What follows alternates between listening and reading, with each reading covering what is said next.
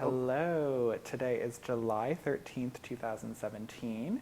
I am here, my name is Liam Fuller. I'll be conducting this interview and I'm here with Ellen Marie Davidson at the LGBT Center in Harrisburg. Let me make sure I get all the information down so the transcriber knows. Okay, I think we're good. So let's start off with, why don't you say your name and then spell it out for us? Okay, my name is Ellen Marie Davidson. I live in Elizabethtown. I prefer not to give my address. Yeah, totally fine. Because all of my mail comes to my post office box. Can you spell out your name for us, please? Ellen is E-L-L-E-N, Marie, M-A-R-I-E, Davidson, D-A-V-I-D-S-O-N. Okay, thank you. So let's start with the very beginning. And why don't you tell me, if you feel comfortable, telling me where you were born, and then sort of describing your early family life. Okay, I was born in Washington, D.C. My father was in the Navy, and my mother came from Texas. And I was born in Women and Babies Hospital in Washington, D.C., which has caused a problem for me because I can't get a passport because I was born in Washington, D.C. a long time ago in 1944. So they say that my birth certificate is not valid, which is a strange situation. I spent most of my childhood in Lancaster, Pennsylvania, and graduated from a local college. Do you want to hear about my childhood, or you want to hear about college, or what? I'd love to hear about both, but why don't we start with your childhood? Start with childhood? Okay, I was basically non-athletic, and I realized that, and so I didn't really push myself in that direction. I had a lot of fun with the neighbor kids, and we got involved in a lot of neat things and a lot of mischief and so forth, but I really liked to play with the girls more than I did with the boys. My childhood is not very exemplary of anything. I went the normal direction, Cub Scouts, Boy Scouts, and I was actually in DeMolay for a while.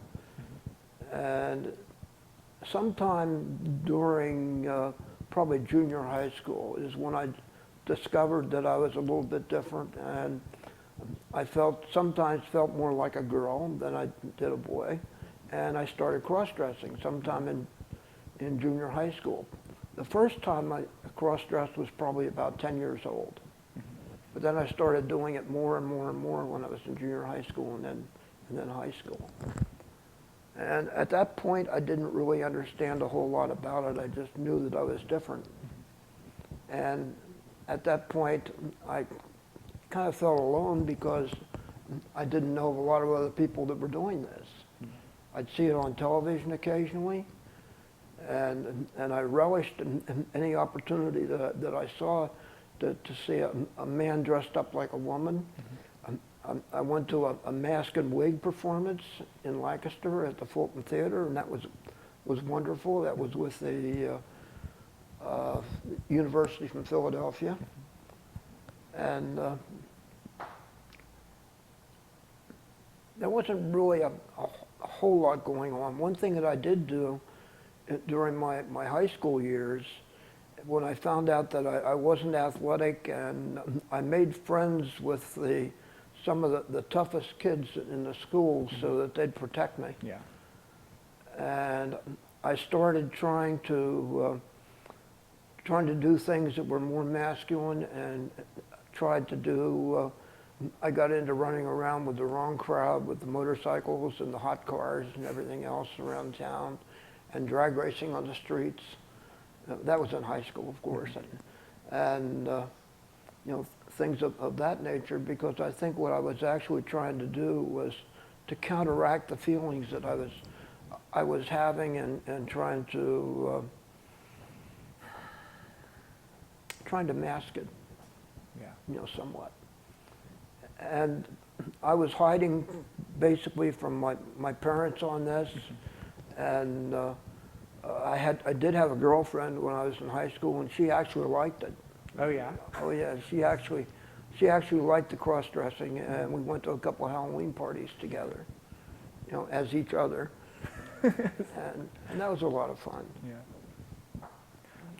So with your past with cross-dressing, was that something, you mentioned a party, so you would do that out in public? I didn't start going out in public until much, much later.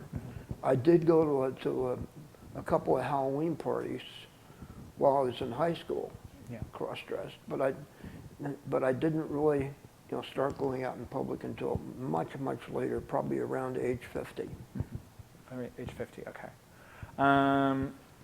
So then, sort of from that, from your education in high school, then how was your experience in college?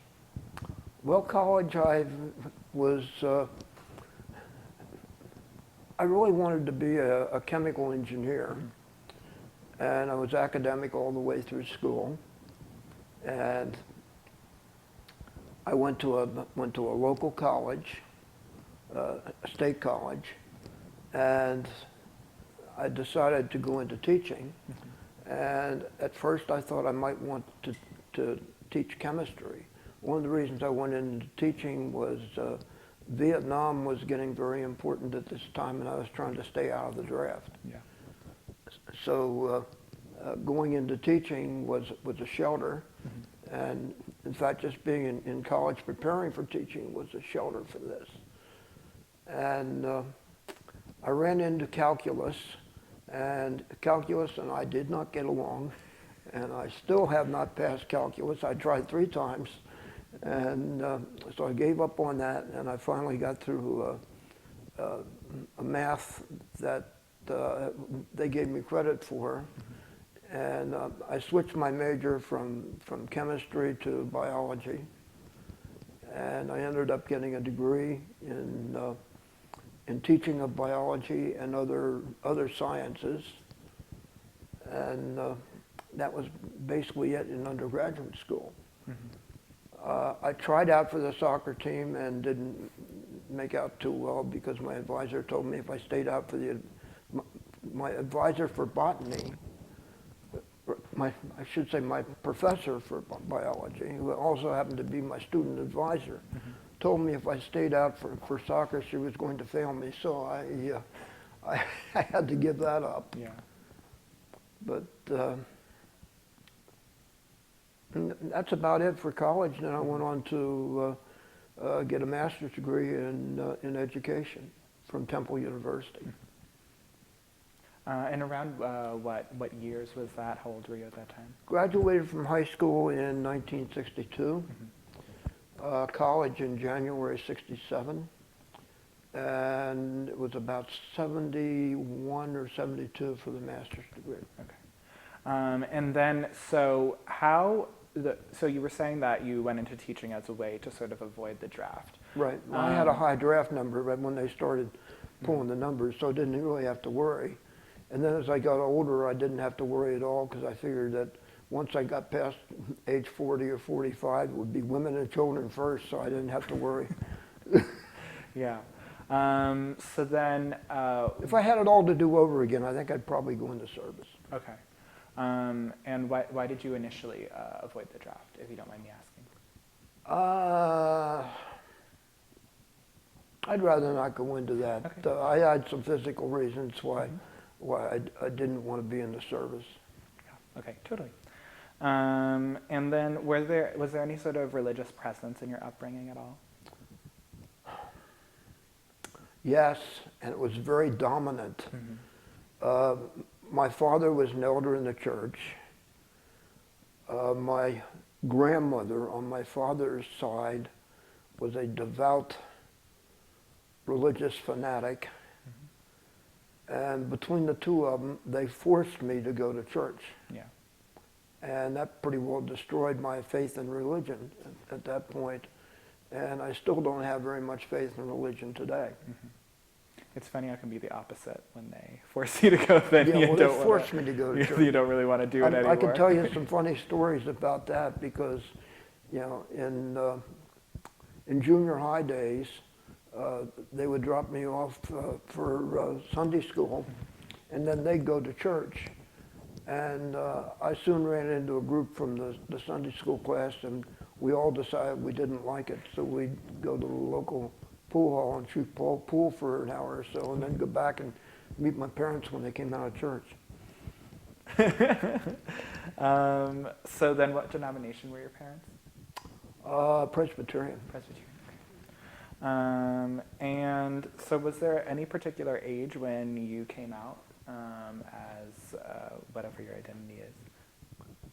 Not until after I stopped teaching. Okay.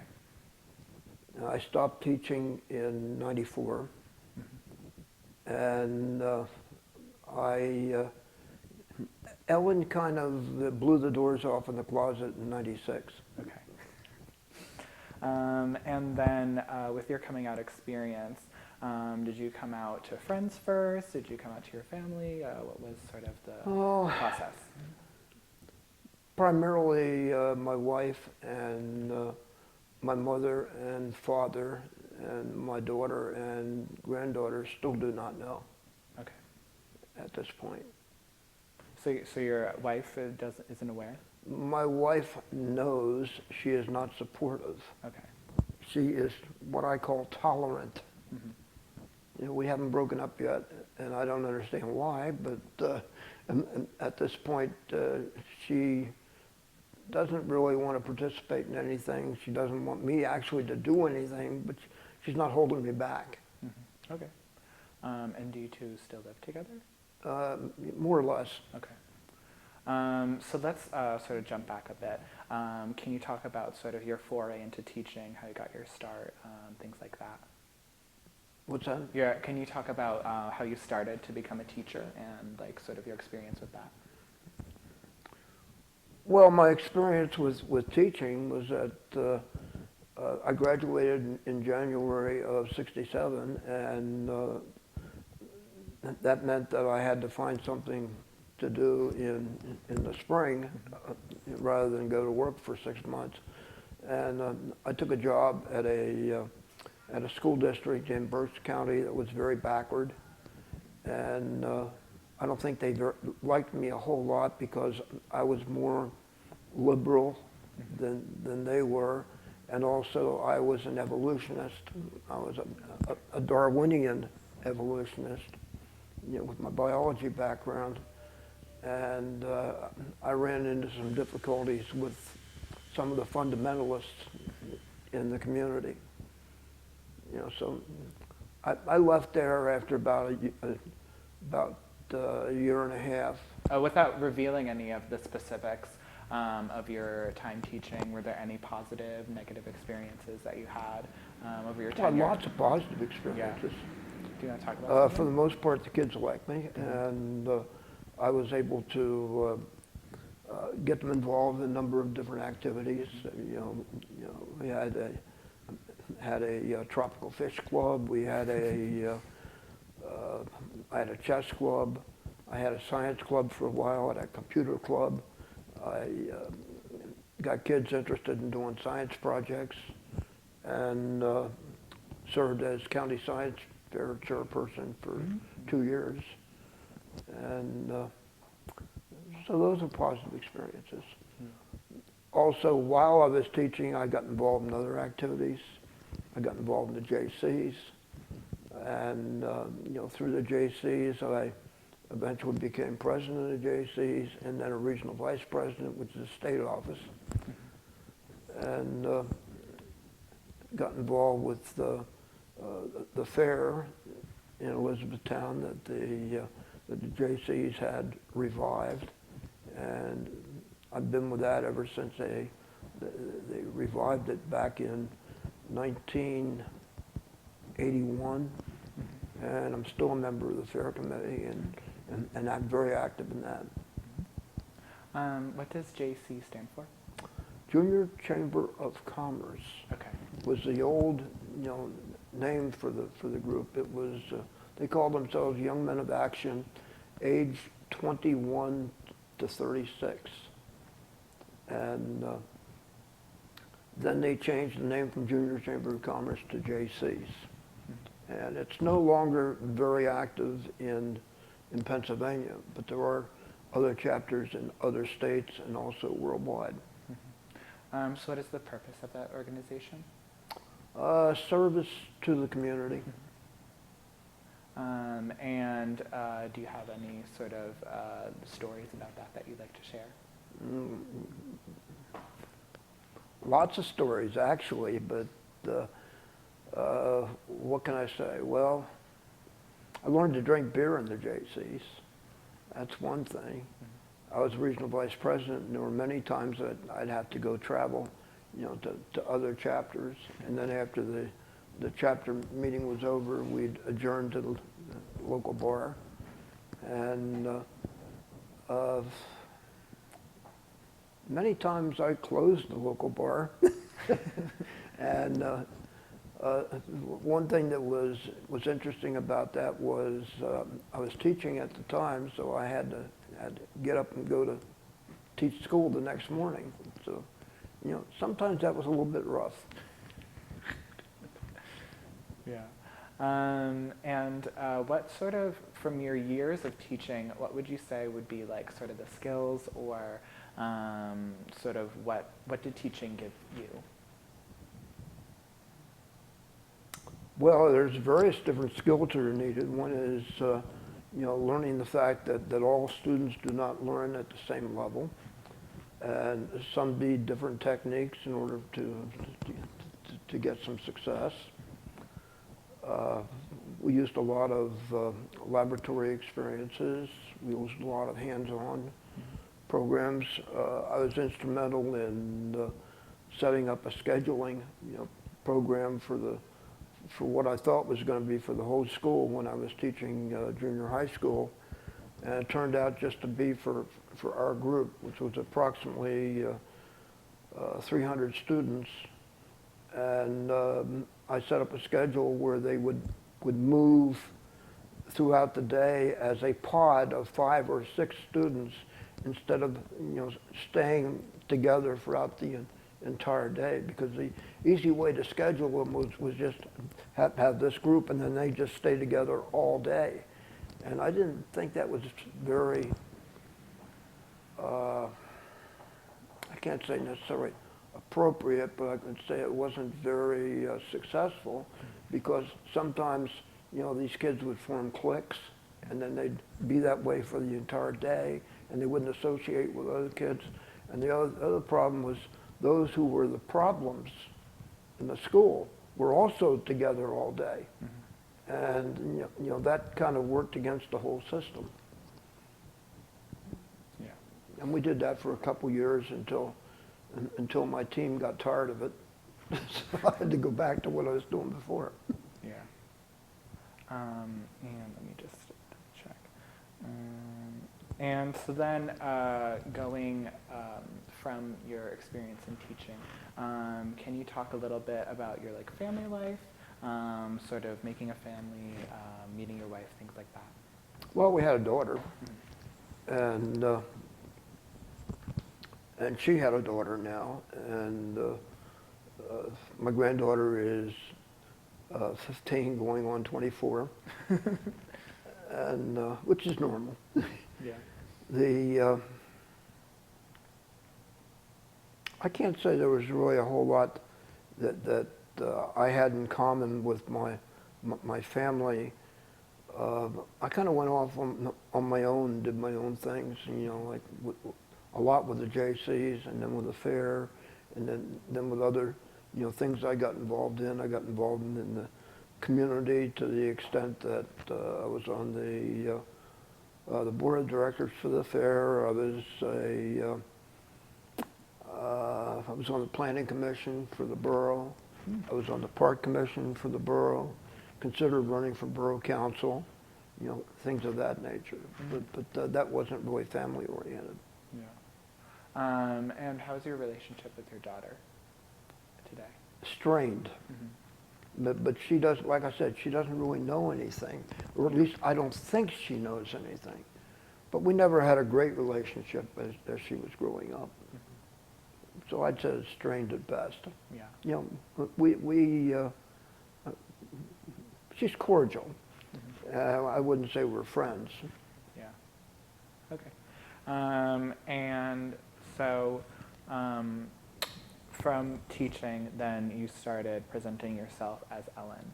Not until I got out of teaching. Not until you got out of teaching, yeah. There were a couple other things that I did along the way. I actually played golf in high school, and I was on the golf team in high school. And I tried out for the golf team in college, and wasn't good enough. You know, I never managed to be able to break 85. And in order to get on the golf team, you had to be shooting better than that. And I got into drag racing and built a couple cars up. And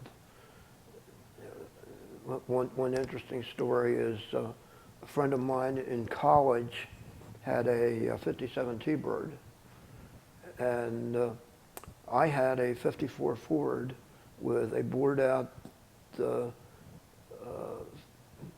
actually it was a Turnpike Cruiser engine, and we bored it out to 328 cubic inches, and also put a cam in it, 2 4-barrels, 4-speed positive traction rear end, 456 rear end.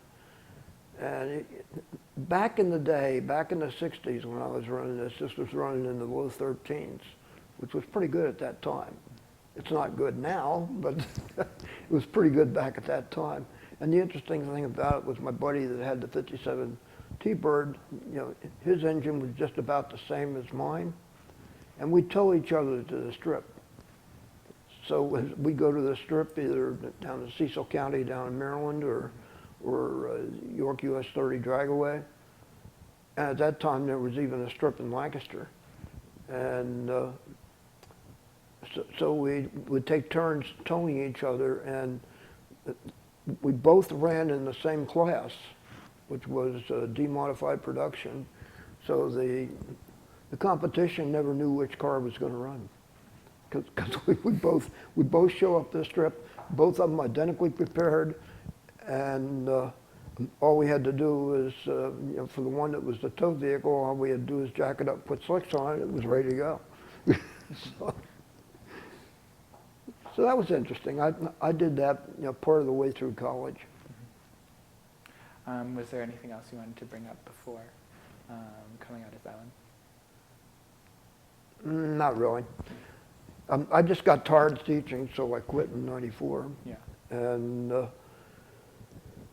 you know, eventually went into industry and a number of other things. Served as a manager for Burger King for about 7 years.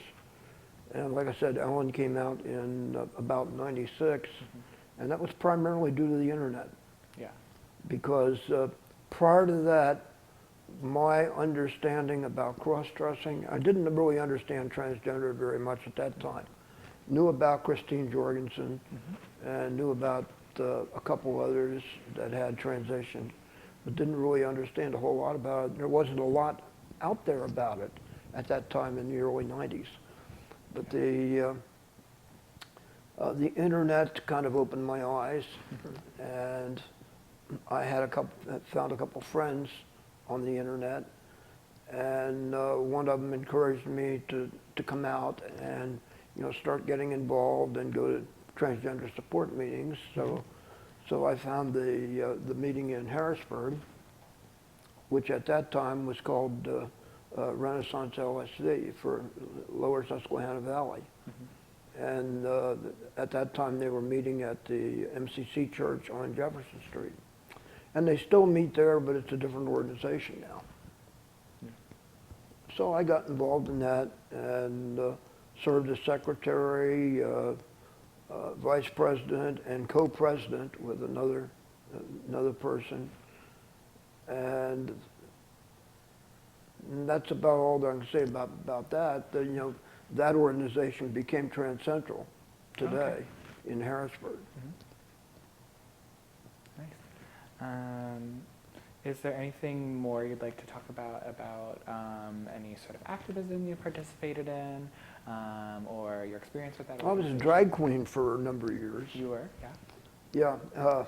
After I got out of teaching, was in Renaissance for a while, and through clubbing, primarily through going to Stallions, Yeah. and got acquainted with the drag queens, Roxy Prima Donna and Dame Glenda, and others, and I made friends with some of them. And Roxy, I can't remember the exact date. I do have something to share on that. But Roxy ran a what's called a glamour workshop, and this was to teach you how to do drag and how to be a drag queen. And I did that for I think 3 years. Yeah. And the first year, I got to the point that I built up confidence. I learned how to do it, better makeup, costuming, dance, lip sync, the whole 9 yards, and actually started performing. Yeah. So I performed for about I guess 7 or 8 years. Were you part of a troupe of any kind or a family? No, not really a troupe, but we did go a lot of different places. And where I would draw the line was I refused to compete in pageants. Yeah. Because I didn't really want to do that. And you got to understand, I was already older because I didn't really. I was born in '44, and when I quit teaching in '94, I was 50 years old. Okay, and Ellen didn't come out until 52 years old, so I was already getting up there. Yeah. And today is 20 years later. So. Were there any sort of particular numbers that you really like to do? I liked Whitney Houston, and I liked Cher numbers, and I remember one in particular that I did, which was kind of fun because I can't remember the name of the artist, but it became a drag anthem, and that is "I Am What I Am" from the La Caja Falls. Yeah. And I did that down at for a show down at Tally Ho in Lancaster. And when I got into the chorus and I didn't know what to do, I started skipping through the audience, and they loved it. Yeah. And so that became kind of a trademark, and so I did that a number of times in a number of different places, and I probably was participating, I'd say maybe 3 or 4 times a month in various different shows. And so then, can you talk a little bit about the circuit, like what the bar culture was like at that time?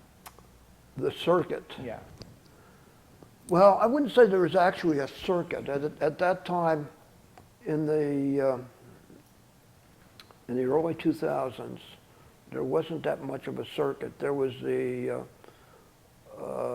American pageant, circuit, and I had friends in that that were pageant queens. I knew a lot of the pageant queens, and I would often get asked to perform, and for the pageants, even though I wasn't in competition.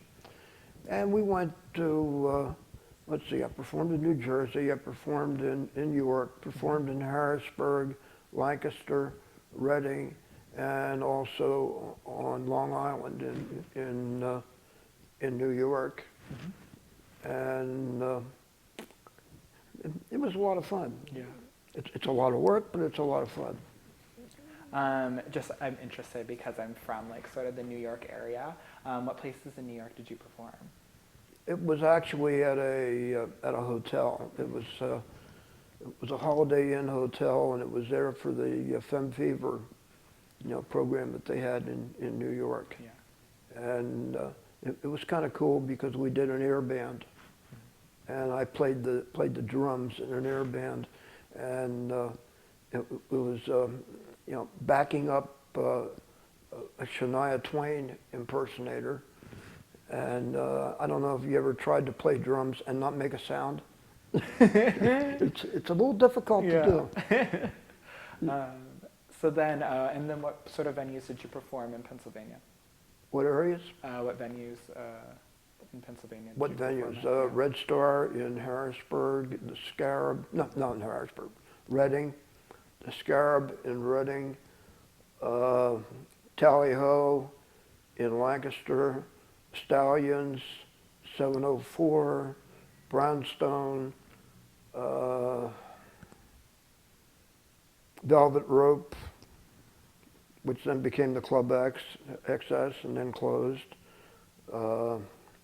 Pink Lizard in Harrisburg. And let's see where else. A couple times in churches for the MCC church. Did a gospel drag show one time. That was kind of fun. And I can't think of any more right now. Yeah, totally. And then, did you consider that more of a hobby, or would you say that that was a way to support yourself? No, it was definitely not supporting myself. I couldn't live on the tips. Yeah. But no, it was more a hobby than anything else. And then, let me see. And then also, would you say, like, with drag and then sort of your, like, identity, I know for me, like, I really look up to, like, celebrities and stuff like that. Were there any sort of, like, icons that you enjoyed and followed when you were younger that you looked up to?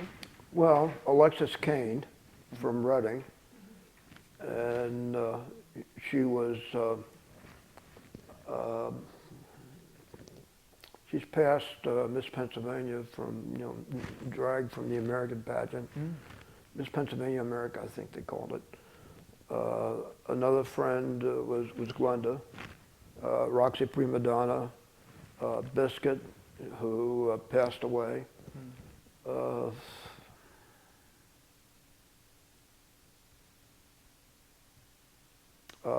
Whitley Nicole Dier from Lancaster. At the time, I was friends with Michael from York, who performed as Shania Shane, and I even did a stint, with comedy for a while, and which sometimes worked, sometimes it didn't work, but I performed as Ellen DeGenerate. And that was a lot of fun. Yeah. How did you like performing stand-up? What was that like for you? What's that? What was like performing stand-up for you? Very difficult and frustrating, because you would think you had something that would work and it didn't work. So stand-up is very difficult. Yeah. Now, I respect anybody that can do it, because sometimes I did and sometimes I didn't. Sometimes I just fell flat on my face, so. But then what you have to do is just get up and do it again. Yeah. So then, sort of moving on to another topic, are there any sort of arenas in your life that your sort of trans identity has influenced? Would you say, like, your transness has had an effect on other identities that you have, or other sort of communities that you're a part of? Well, I've been very actively involved with trying to find a way to get LGBT elders, and particularly trans, accepted by long-term care facilities. Okay. And that's why I'm a member here of the group, the LGBT aging group that we have here in Harrisburg. And I've been involved in that. I've been involved, to a certain extent with some demonstrations. We demonstrated for Transgender Day of Visibility on the Capitol steps. I was involved with that. Been on television a couple times. Transgender Day of Remembrance, we've done a number of memorial presentations for that. Last year, we had one at the Unitarian Universalist Church in Lancaster. And Barry Russell and I organized that. And we took over the church service, and we had approximately 250 people there. So were you involved in the planning of Transgender Day of Visibility? Yes. Okay. What was that like? What sort of vision did you have for that? Well, I was one of the speakers. Oh, okay. And so we had individual people, to read the names, and would light a candle for each one of the individual names. Yeah. And since we did that last year, we don't know what we're going to do this year, because I don't know how we can go any bigger than we did last year. But so I've been involved with Barry Russell, who's a local activist from Lancaster, in planning, but he's very busy and sometimes hard to get a hold of him. So, but I've been actively involved in Pride. Our organization sets up a stand at Pride, and I'm the president of an organization which is called ROSE, okay. Renaissance of Southeast Pennsylvania, which split off from the old Renaissance chapter in Harrisburg. So we're running parallel to Trans Central. Okay. But they're much bigger than we are. Yeah. What does ROSE stand for? Renaissance of Southeastern Pennsylvania. Okay. What is the meaning of the word Renaissance in that? What's that? What is the meaning or significance of the word Renaissance in that? The meaning of Renaissance? Yeah. Okay. Renaissance origin comes from the group that was in Philadelphia. That was a national organization, for transgender support. Okay. And at one time there were about half a dozen chapters in Pennsylvania and others across the nation. Now there's us, there's Allentown, there's one in Philadelphia, and I think that's primarily it. I think there's now three or four organizations in the group now. Okay. But Renaissance, the word means new beginning. Yeah. And then what was I going to say? I guess I'm trying to remember my train of thought. So why? Do you want me to look at the script? So why are you so passionate about sort of long-term care for LGBTQ identified elders? Well, I'm not getting any younger. Yeah. And at some point, I'm going to probably need that kind of facility myself. And right now, I'm not full-time. Yeah. I'm on HRT, but I'm not full-time. And I've pretty well made up my mind that if I have to go to a long-term care facility, I don't want to give this up. Yeah. I want to be able to be Ellen whenever I want to be, which is the way it is now. Yeah. I'm only about 55 to 60% Ellen right now, so I do have a male life, and I'm probably going to continue to have a male life, but I don't want to give up the female side. So if I go to a long-term care facility, I don't want them tell me, you can't do this anymore. Yeah. Because, we don't find this acceptable. And I think that they're going to have to, start accepting it. Yeah. Have you heard of any cases of any sort of discrimination or anything like that? No, there's lots of cases of discrimination. I haven't heard of any specifically in elder long-term care facilities, though. Yeah. But there's lots of cases of discrimination, particularly in schools. Yeah. And things of that nature. So if you're involved in activism in that sort of field, do you know of any sort of the legality of, is there any process at which to hold Well, these I know at this accountable? point that if a long-term care facility, like a nursing home or a retirement home, accepts federal money, okay, they can't discriminate. Yeah. And that includes Medicare and Medicaid. And most of the facilities that I know of, I even talked to the director of a facility in Elizabethtown, and he told me that we'd never accept transgender. And I said to this person, I went as my male self, not my female self, Yeah. but I said to this person that, I said, do you accept federal money? He said, what do you mean? I said, Medicare or Medicaid. I said, well, when the money runs out and you no longer have any of your own money, then you can go on Medicare, right? He says, well, yes. He says we then, they will then maintain them on Medicare and Medicaid. I said, okay, well, that's federal money. Yeah. He said, oh. I said, yeah, that means you can't discriminate. So if somebody wants to come in here and they're transgender, you can't say, we can't accept you. Yeah, and it's hard because a lot of long-term facilities sometimes have like a religious affiliation. Yes. So that can be difficult to navigate, especially as a transgender elder. Right. Yeah. No, that's a shame.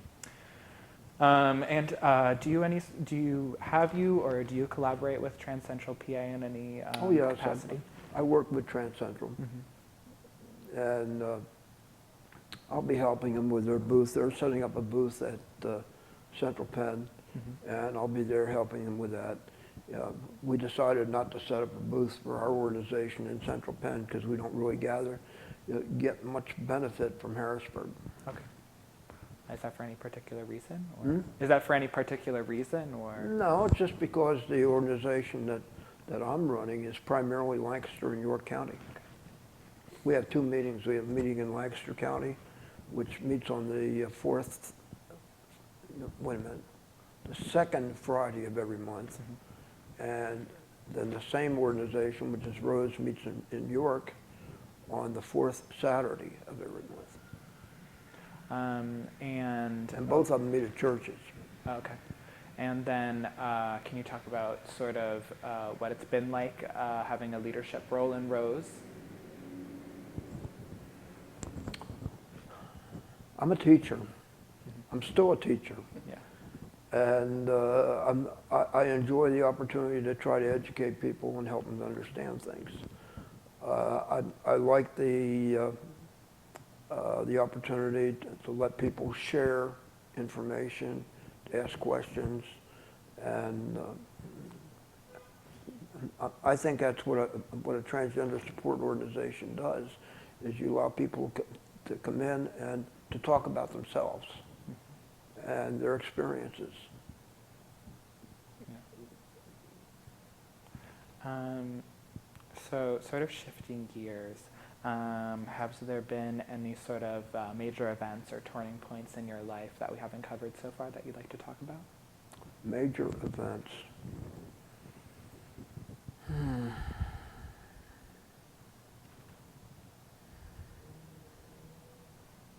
We overcame bankruptcy.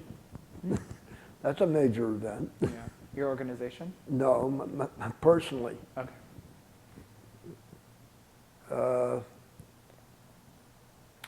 My wife found out about my cross-dressing right away when I told her, and I kind of told her in a strange way, because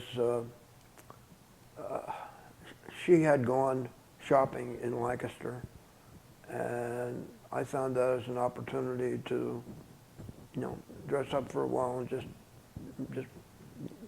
be myself, for whatever length of time she's in there.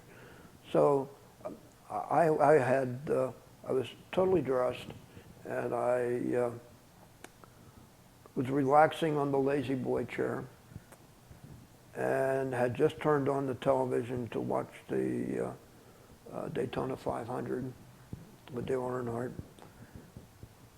And out of the corner of my eye, I saw her pulling into the driveway. So I panicked, ran into my bedroom, and figured that I would be okay, I could change and come back out and she'd be none the wiser, right? Well, I had been out driving in the car, and when I came back into the house, I put my purse on the dining room table, and it was still there. So if she saw it, then she would think either there was another woman in the house and I was doing something I shouldn't be doing with her, or she might just wonder, you know, why is that purse in the dining room table? So I knew I couldn't go back out and get it. So I just stayed dressed, and I came out and I said, I need to tell you about something. Yeah.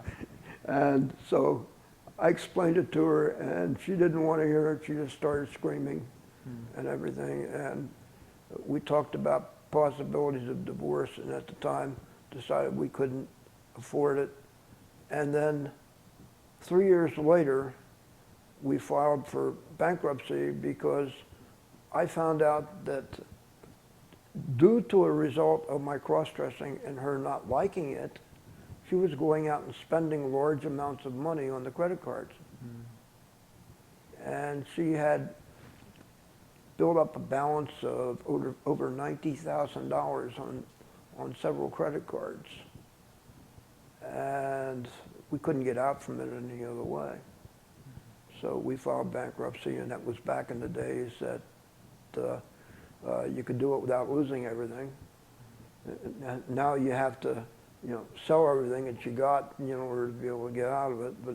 But then you could write things off, and I think we filed, what was it, Chapter 7 then? But I don't know what it is now. It might have been Chapter 7, I don't remember. Maybe it was Chapter 11, but I don't remember. But we managed to get out of it, kept the house, kept one car, and I had to give up my lease on the car. And we now have it all behind us, and we're back to having good credit again. Oh, good. But it was a major event. Yeah. And I didn't give up, being Ellen Yeah. as a result of it. She wanted me to, but I didn't. So then, did you and your wife ever make any efforts to go to couples therapy or anything like Nope. that? Or no? Okay. She refuses. Yeah. And I tried to get her to go to a transgender support meeting one time, and that didn't work either. Okay. Because she said, what, says, and she refers to people that I know in the transgender community as my weird friends. Yeah. And I'm never going to rise above that, and I'm never going to get her to accept it. Yeah. So then, do you present as female at home? Very seldom. Yeah. She sees me when I come and go, primarily.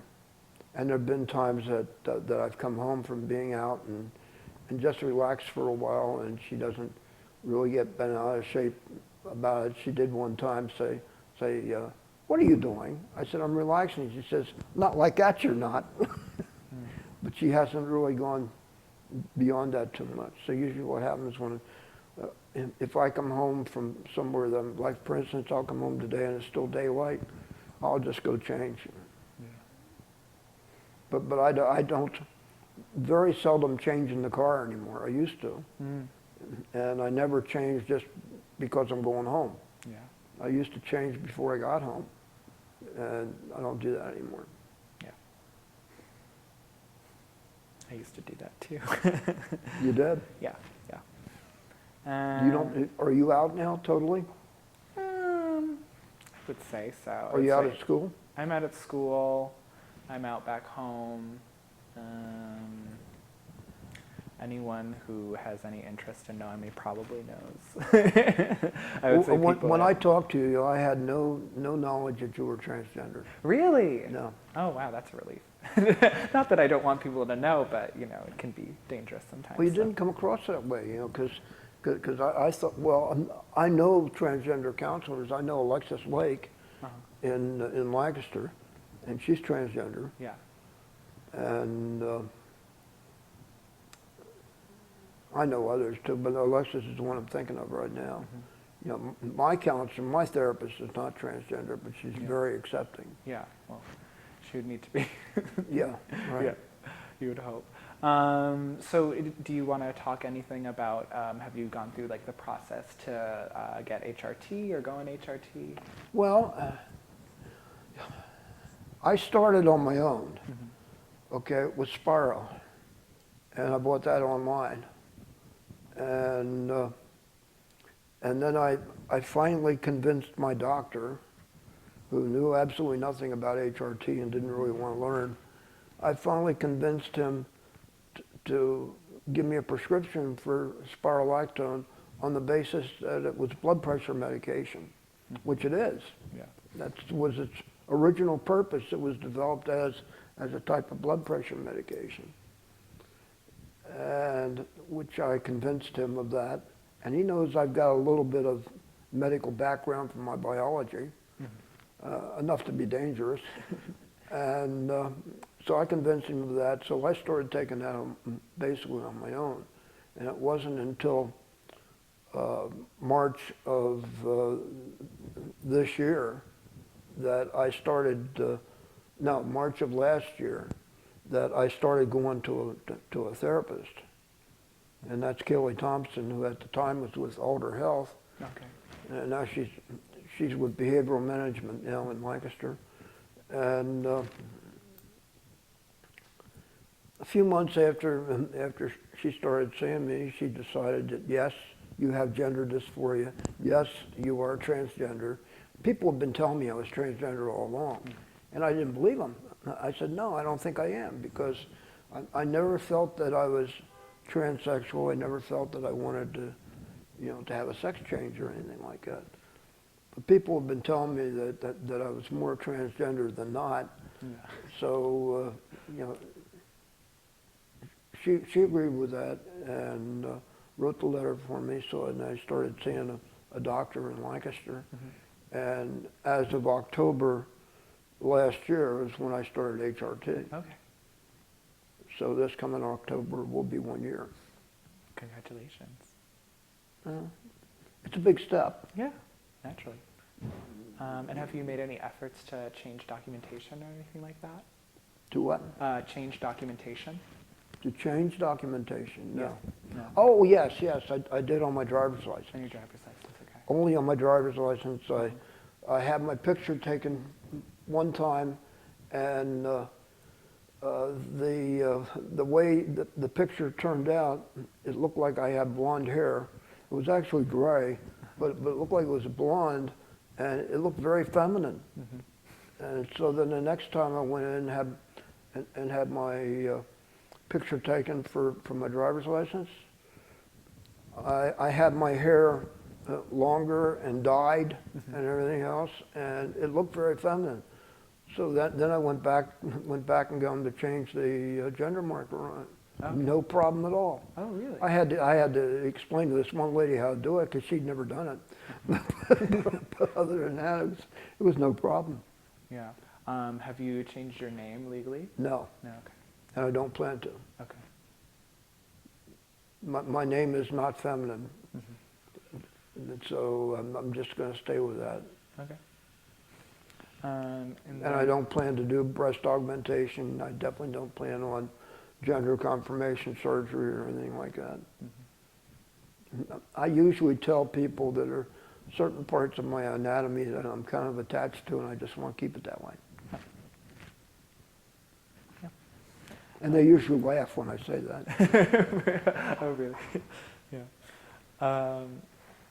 And then I guess sort of over your lifetime, have you seen significant changes within the LGBT community and the acceptance, affirmation of that community, and what challenges do you think remain? Well, we've come a long way in the past 20 years.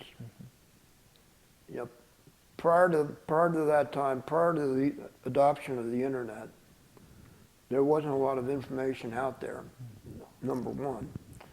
I'd have to say I got most of my information when I was in high school from the scandal sheets.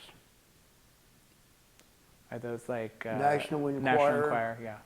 There was one that was called Midnight, Uh-huh. and others of that type. And that was until I turned 21. And then when I turned 21, I could now go to the adult bookstores. And that's when I started getting a lot more information, some of which was strictly porn, and some of it was actually substantial and good information. Okay. And then through the internet and through various different websites and so forth, got a lot more information, talked to people, got out into the community, and like I said, I basically started going clubbing probably about '97, and I did a lot of clubbing. And I can still stay up till 2 or 3 o'clock in the morning. So. Even at my age, I don't have any problem with it, because I know a lot of people my age, and they're in bed by 8 or 9 o'clock, not me. I can do it at 11, but not 8 or 9. That's out of the question. Yeah. So then We have a 55th reunion coming up, from my high school, and I'm on the reunion committee for that. Oh. I'm going to be doing the music for our reunion party. They have a DJ for the actual dinner and ceremony and everything, but I'm going to be doing the music for the reunion party, which is all 50s and 60s, early 60s up to 62. And they actually asked me at one point that they found out that I used to perform at drag shows, and they asked me at one point, to perform at the reunion. I said, no. Flat no. Yeah. They said, well, why don't you want to do it? I said, because I don't really want to do it. I said, do I have to give you a reason? Basically, I didn't want to out myself. Yeah. Because if I did that and say, gee, he does that pretty good and looks pretty good too, I said, no, I don't want to do it. So then, do you still? Oh, you're on the committee. Are there people you're still friends with from high school that you still keep in touch with? Yeah. But they don't know about this side of me, Yeah. and I'm trying to keep it that way. Yeah. And then, so then you mentioned that you were in the adult section of the store looking for sort of any sort of transgender representation, and there was a significant amount that was pornographic. Do you think the reason that the stuff that wasn't pornographic was in the adult section was due to censorship of any kind, or? I can't say that for sure, but most of what you find in the adult bookstores is pornographic. Yeah. It's not usually designed for educational purposes. And my experiences when I was in high school was that anything that dealt in high school, see, I graduated in '62, but at that time, anything that dealt with sexology or anything like that was behind the desk. Yeah. And there just wasn't anything there about transgender that you could read. Yeah. In college, I discovered a lot more, and it wasn't behind the desk. It was on the shelves, and that was a help. Yeah. But I think I learned the most from the internet, and then from my friends through the various different organizations. Yeah. And then what sort of challenges do you think remain for the community in the future? We're still fighting acceptance, and I don't know, and it's gotten a lot better. No longer, if you're cross-dressed, are you likely to be arrested just because you're cross-dressed? I don't think there's any states that still do that. The last one I heard, I think, was, somewhere down in the South. something like West Virginia or something like that, but I don't think any still do that. I have asked police officers a number of times, how they deal with transgender people, and is there any reason, why you might suspect somebody of a crime just because they're cross-dressed? And the only reason that they can give is that sometimes they consider when they see somebody that's cross-dressed, they think it's a disguise. Okay, and so we have to get above that mentality. The other thing is that we've come a long way with people understanding that being gay or lesbian or transgender is not a choice. And, that's a big step. The fundamentalist religious right is still fighting tooth and nail because they want to mold us in their image, and we don't conform. Yeah. And I don't plan to conform. But so those are all challenges. Yeah. With the present political climate, I don't know where we're going with that. I don't know if we're better off with Trump or Hillary. Hillary was probably more accepting for LGBT and transgender than Trump is. And then he's got Pence, who's so anti-LGBT. But so far, they haven't come out and done anything which goes directly towards discrimination. Yeah. And so I'm not saying it's ever going to happen.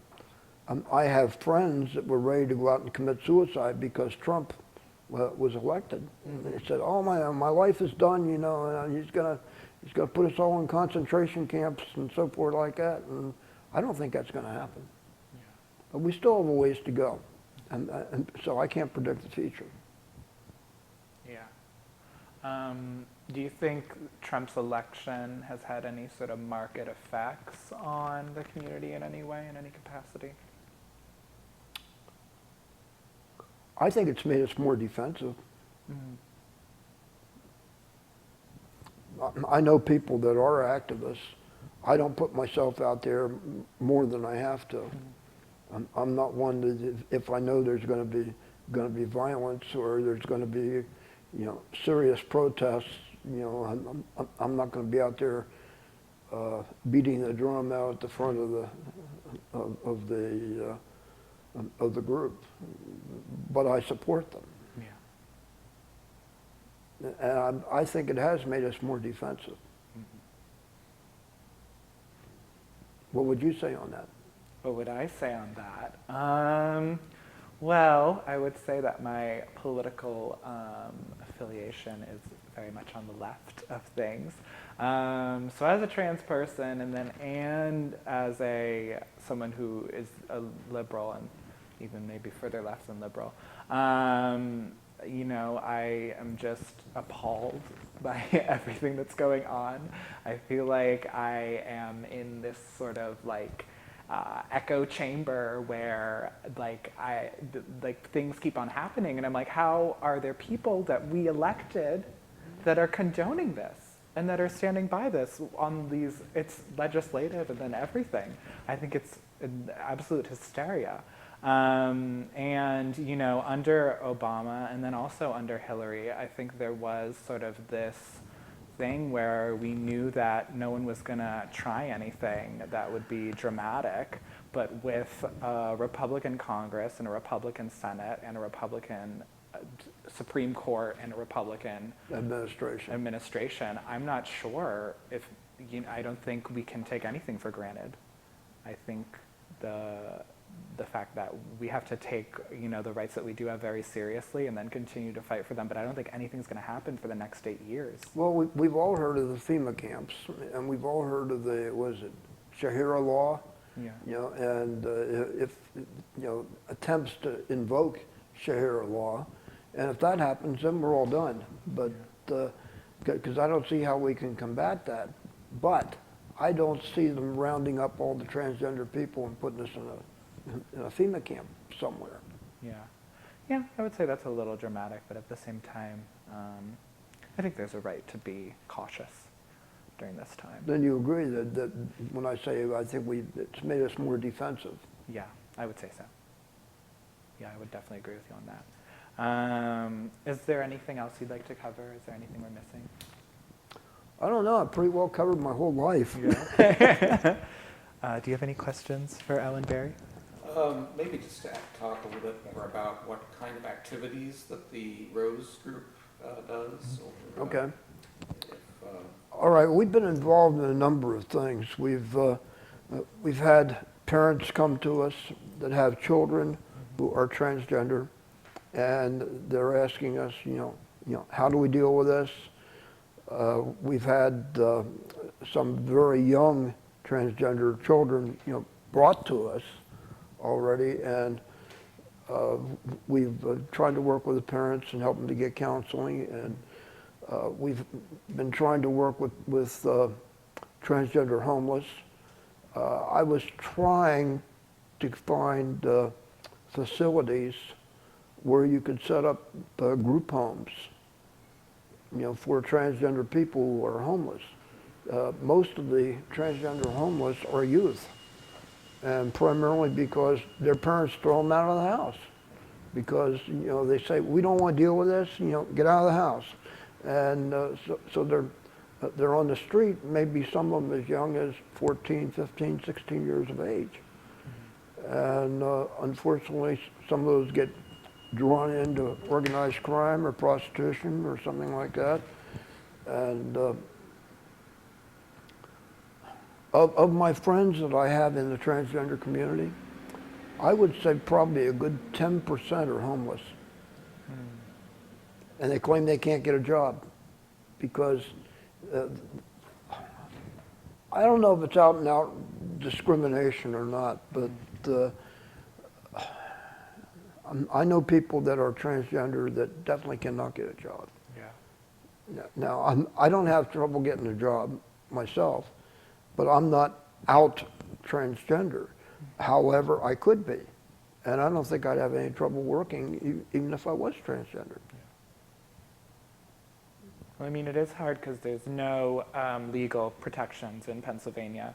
That's right. For There anyone. I think it's up to 45 communities now that have legal protection in anti-discrimination ordinances, but nothing in Pennsylvania yet. Governor Wolf wants it, but Governor Wolf is fighting a losing battle because, he's fighting against the Republicans who don't want it, and the fundamentalist, evil, religious right. Oh, did I say evil?